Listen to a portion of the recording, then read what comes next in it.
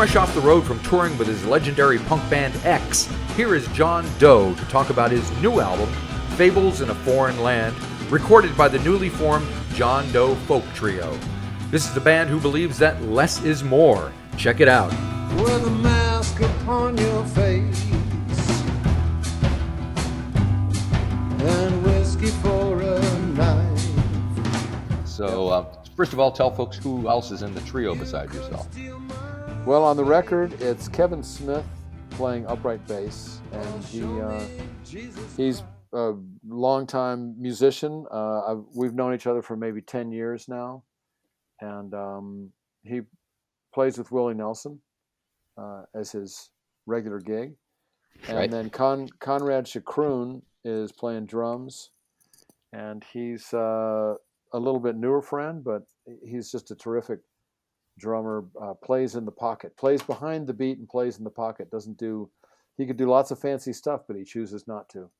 So he's kind of just a good sort of like an R&B drummer, that just Gotcha. Yeah. like James Gadden or someone like that. And Gotcha. And he played with a bunch of different people, had a few popular bands, and the last person he was backing up was Patty Griffin. So not bad. That's cool. Yeah. They have their credits, and we just started doing this on Kevin's back porch during COVID. Yeah. And I read some of the blurb that comes along with it. Less is more seems to be the mindset to this, which makes sense with Conrad playing the drums, as you explained. But carry that a little bit further for us and tell us what's behind that. Being a band leader is all well and good, but then you have to, instruct people where you want them to play and where you want them not to play. And if there's fewer people, then there's less direction. Okay. I'm not a great guitar player. I can service a song, and we wanted to focus on the songs rather than a lot of instrumentation. And right. It also gives the other instruments more space to play melody and to whatever notes and patterns they want to contribute. It has more space to breathe and to hear it. And it was a process. We didn't just play new songs. We didn't just play my songs when we were figuring this out. And it's a sound that I'd kind of had in my head for, I don't know, 7 or 8 years, but couldn't really find.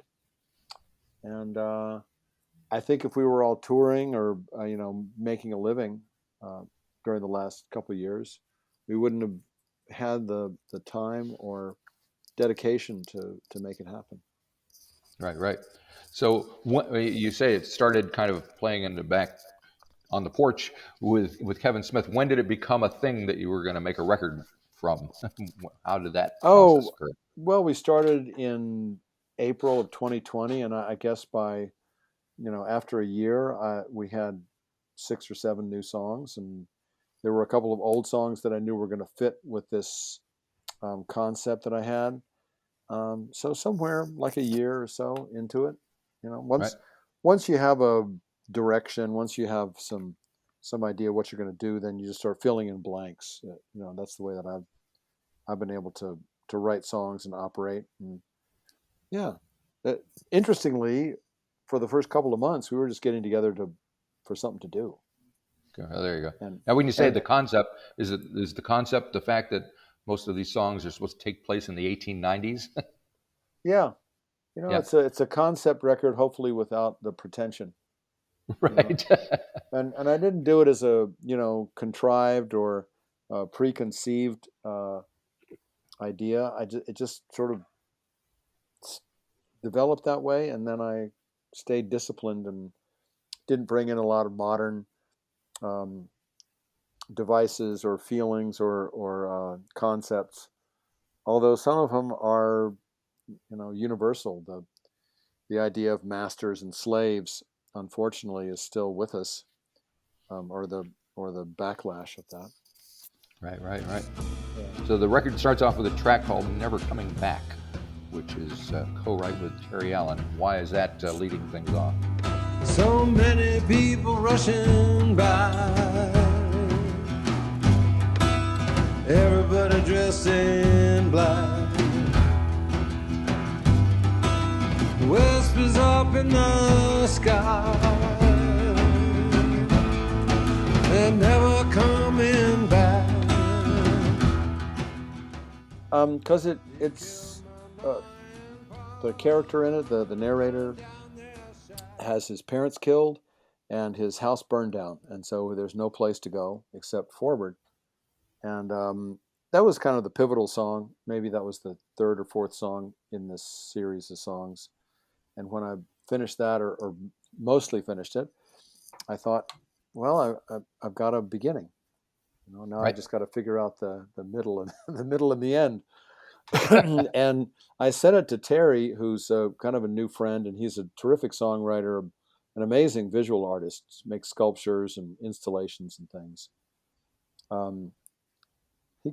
He grew up with he was a little bit older, but grew up with Joe Ely and Jimmy Dale Gilmore and Butch Hancock and those guys from Lubbock. So I asked him if he had some lyrics or he had some music that he wasn't doing anything with, because I love collaborating, even though I haven't done it that much up until now. And he sent me a whole bunch of more lyrics, and I sent him Never Coming Back, my version then, as just a template. This is kind of the direction that I'm going. And he sent me a bunch of words, additional words for Never Coming Back. And I thought, well, no, this is finished. I mean, just something completely different. But then my second response after I got over myself was to think, oh shit, maybe it's not finished. Right. And sure enough, I was able to use some of the words that he sent me to make the chorus a little bit bigger and also bigger at the end. Cool. Now, in addition to the three of you, there's other folks playing on the record. On track 2, Down South, I hear a fiddle in there. There's accordion. So who are the other folks and why are they there? Just to fill in the spaces a little bit?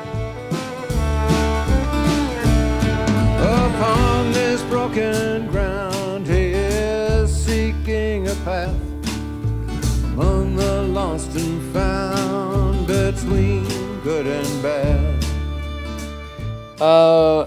Well, yeah, maybe to give a little more variety, but also because the songs seem to lend themselves to that, Right.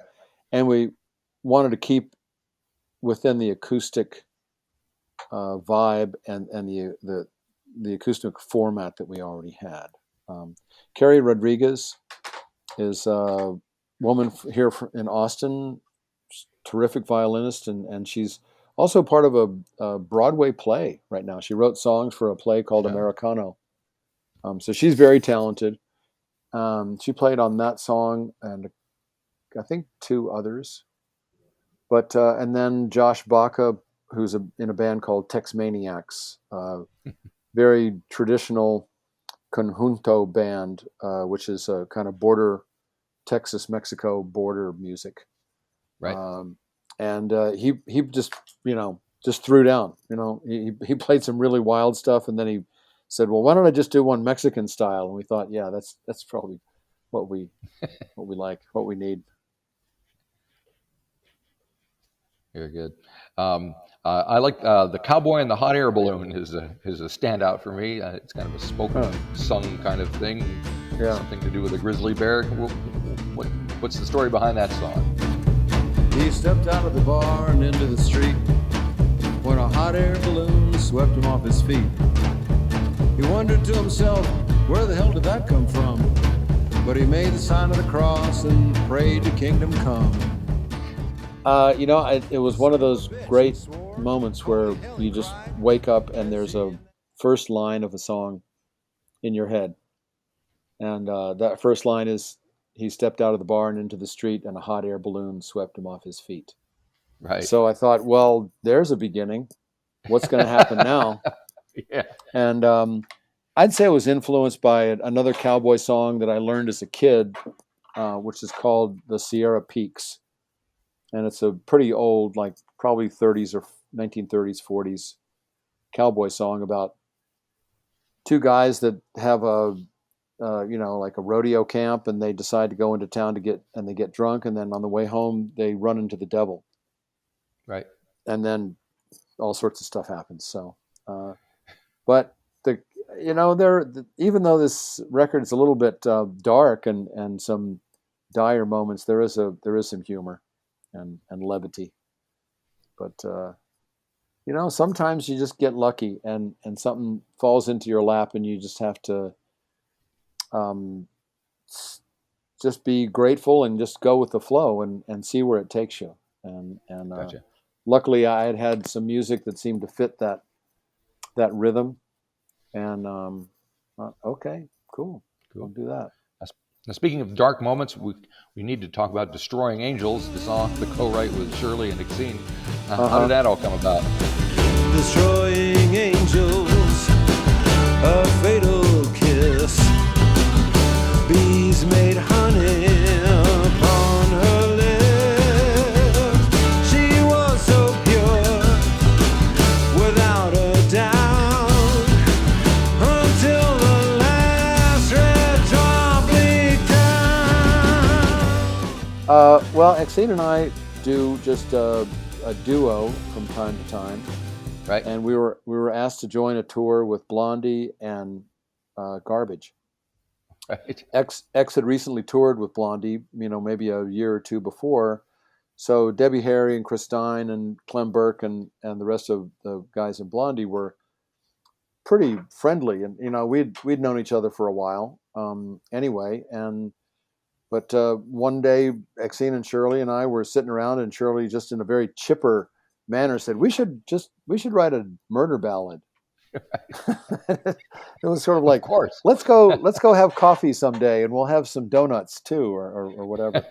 And and I, of course, what a great invitation. And then nothing really happened for a few months. I saw her again, and she goes, "Oh yeah, I've been meaning to send you the lyrics to that." And then we recorded it with the band Garbage, and it was in 3/4 time, which is the way I'd originally written the music. And Exene added words to make the chorus, but then it became very heavy and goth, like the band. And we released it, which was a great version for Record Store Day here in the Right. States on in 2018. And once I was working on this, I thought, well, I'd like to make it more like a folky, put it back to its roots. More of a folky murder ballad. And it was pretty easy. I just kept most of the same melody and just. But there is a weird like time signature thing that happens in the chorus where it does like a measure of 3/4, 2 times in the middle. It's a little tricky. Okay.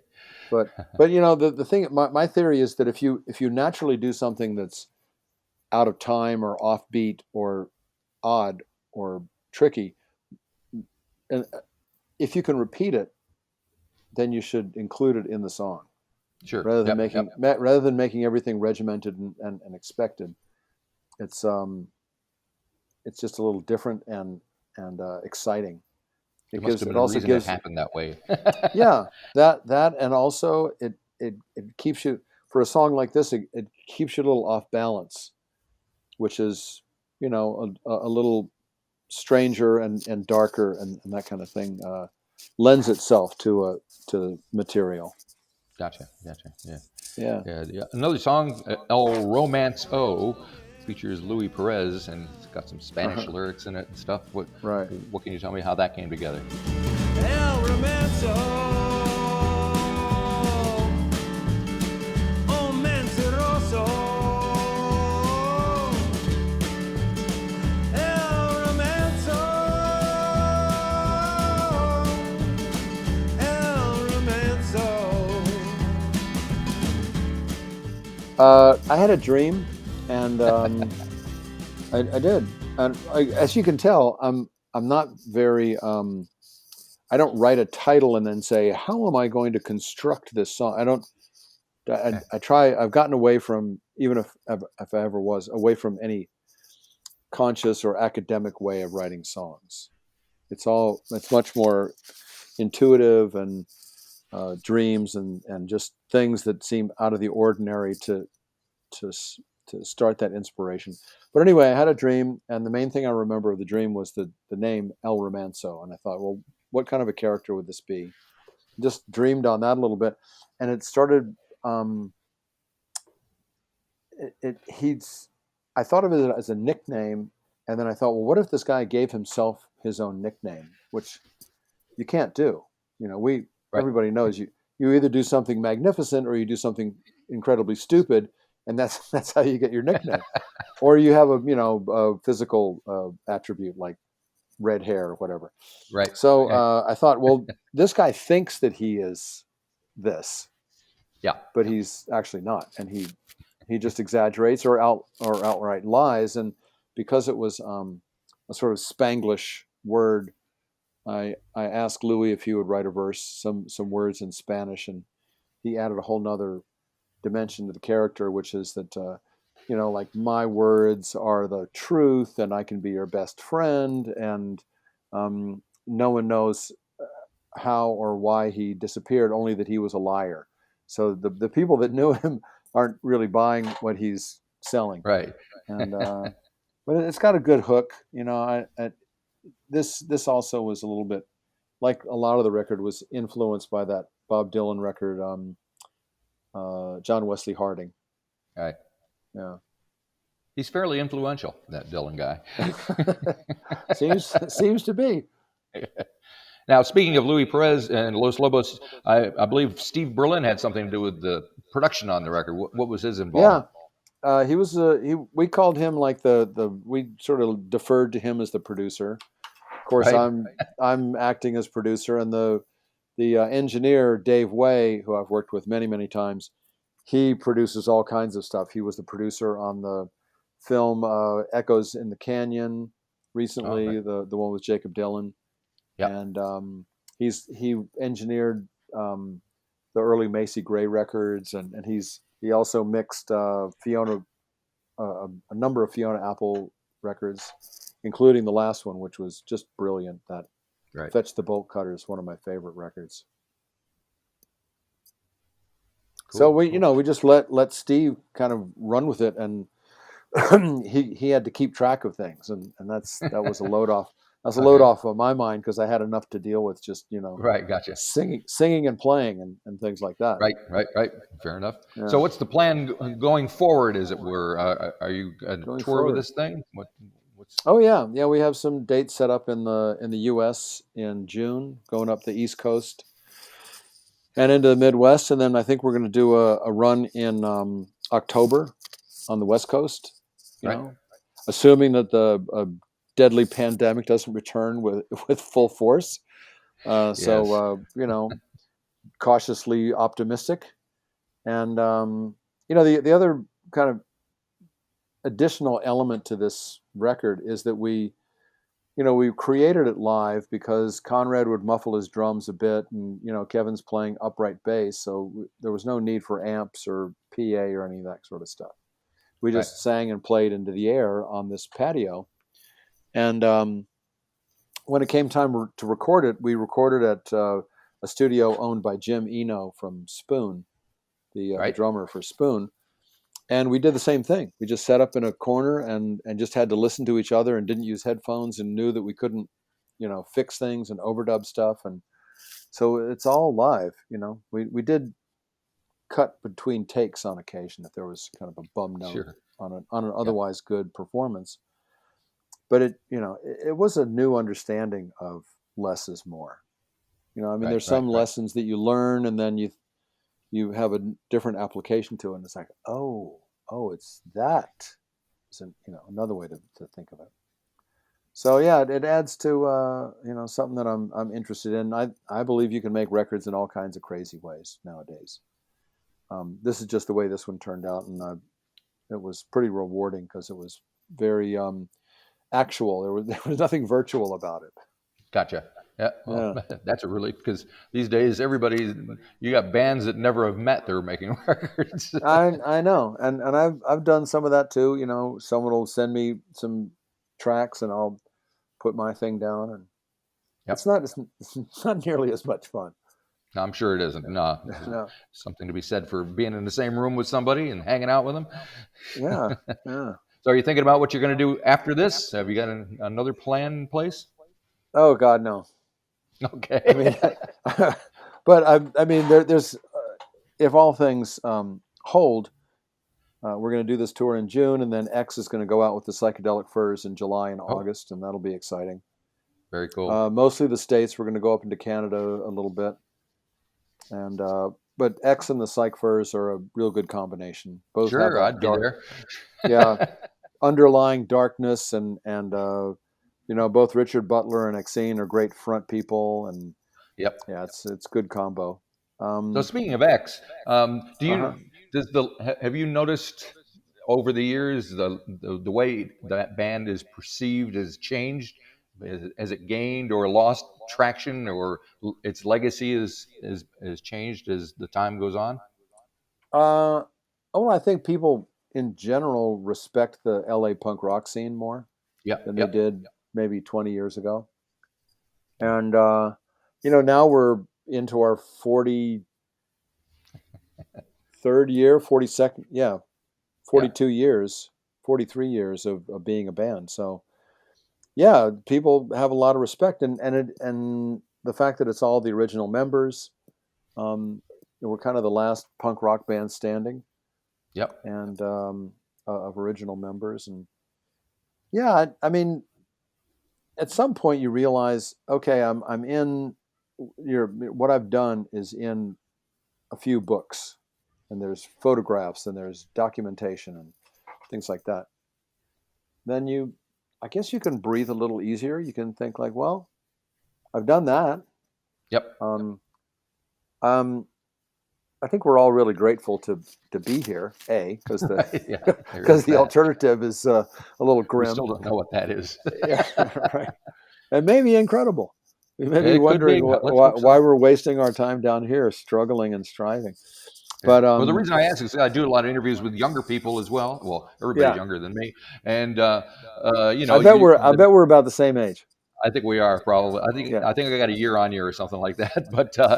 But Okay. you're the name the band is referenced as influential as something that Yeah. somebody in their 20s looks to now, and I just thought Yeah. I wonder if that trickles down to you guys and you get feedback about that. Uh, well, I'd also have a few younger friends in bands, and they do point to us and say we were influential, especially women songwriters and singers. Yep. Yep. Exene is one of three or four: Susie Sue and Debbie Harry and Exene and Chrissy Hind, I guess. But Yep. Yep. Exene's just a terrific writer, and she's got an incredible presence. You don't want to make her mad. If you ever, Marty, if you ever if you ever get in the room with Exene, don't make her mad, because I will there's not. nothing there's nothing more powerful than a woman of small stature, Okay. because she will put you in your place. All right. Anyway, Sounds like you speak from yeah. experience. Well, we were married, yes, I That's do, right. and I'm incredibly fortunate to have a partner like her, a soul mate of some sort, Yep. partner in crime, because Yep. we can sing together, even if one or the other messes up or starts to improvise, do something different. We kind of know where the other one's going to go, and can Yep. take the ride with him. So Yep. we're crazy fortunate to do that, and I think we're going to make some more music. We put that Cool. record out in 2020, and that was it was well received, and we had it was really rewarding. So why not? Yep. Yeah. Sounds like a plan. Alrighty. Well, looking forward to Friday. It's just today is Thursday here, so it's coming out tomorrow. Yes. Yes. Excellent. I'll be So celebrating the it'll day be on early. all the platforms. Yeah. Tomorrow we're playing at a place about 40 miles out of Austin, in a little town named Fisher, Oh, okay. Fischer. You can look it up, Fisher, All right. Texas. And the name of the place is the Devil's Backbone Tavern. And supposedly it's a wonderful, like, traditional Texas honky tonk. I haven't been there yet, so I'm looking forward to it. Sounds like fun. Wish I could be there. Alrighty, well, Yeah. come down this part of the planet when you get a chance. We'd love to see you I would again. love to. I would love to. Who knows?